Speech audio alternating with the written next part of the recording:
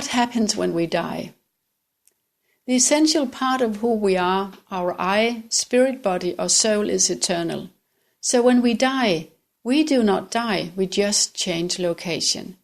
What happens is that we pull our energy body, containing our consciousness with everything that defines who we are, out of the physical body. We only do that once the physical body has become useless. The physical body is like any other instrument. We can only use it as long as it works. When it has been destroyed in whichever way, it no longer serves us as an instrument, so we have to discard it. We then pull out, so to speak. The moment we pull out, we will experience a wonderful freedom, especially if we have been ill and in pain. We have to understand that what we pull out is the whole package of who we are, and we will feel exactly the same as before, only lighter. We are the same, only now unencumbered by our physical instrument. Everything we are lies in our spirit body or energy field in the shape of electromagnetic radiation operating on various wavelengths. So we take everything out with us, and we leave the instrument or body to dissolve because it was our energy field that held it all together. We will now enter a light world of energy or thought, because thoughts are energy. This is an important point. Thoughts and energy are the same. A thought is a small bundle of energy, and the spiritual world is a world of energy or thoughts. So the world we enter when we pull out of our physical body is a world of thoughts, and in this world there are many, many places that we can go to. Or as Jesus said, "In my Father's house there are many mansions." There are as many mansions as there are thought spheres, and that is an infinite number. It's the law of attraction that decides to which wavelength we will be attracted when we pass over. We will be attracted to a wavelength that corresponds to the wavelength of our own thought sphere or consciousness. The law of attraction decrees that energies or thoughts on the same wavelength attract each other.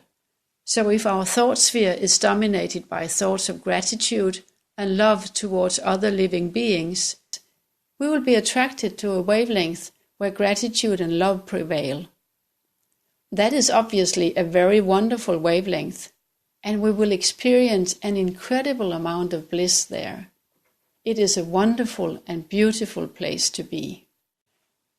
If our thought sphere is dominated by research and science, we will go to a wavelength where knowledge and science predominate. And that will also be a very interesting and pleasant place to be. If we are angry, pissed off, and full of hatred, then it's a different story. If hatred predominates our thought sphere, then we will go to a wavelength where hateful thoughts predominate.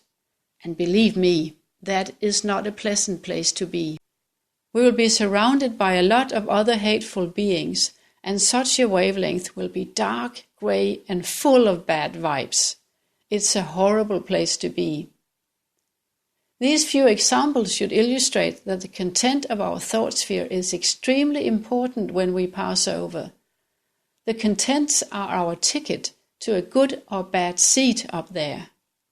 It is therefore an extremely good idea to work on the contents of our thought sphere while we are still here in our physical body.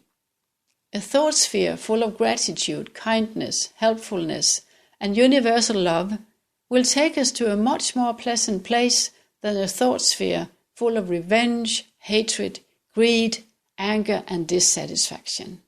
So, there's every reason to work on our mix of thoughts. I have said this before, and I say it whenever I get a chance. Improve your mix of thoughts by starting to live in gratitude. It is the easiest and best way to improve our mentality. Start with some small thing to be grateful for and work your way up. Not only will it improve your mix of thoughts, but it will also make you attract more things to be grateful for. The law of attraction will see to that. We will attract things, events, occurrences, and people according to the wavelength that dominates our thought sphere. So, okay, we now say that you are full of hatred and anger, and you have just detonated the suicide bomb you were carrying around your waist. Where will you go then? Well, you will go to a wavelength dominated by hatred and anger, and you will meet an infinite number of other hateful killers there.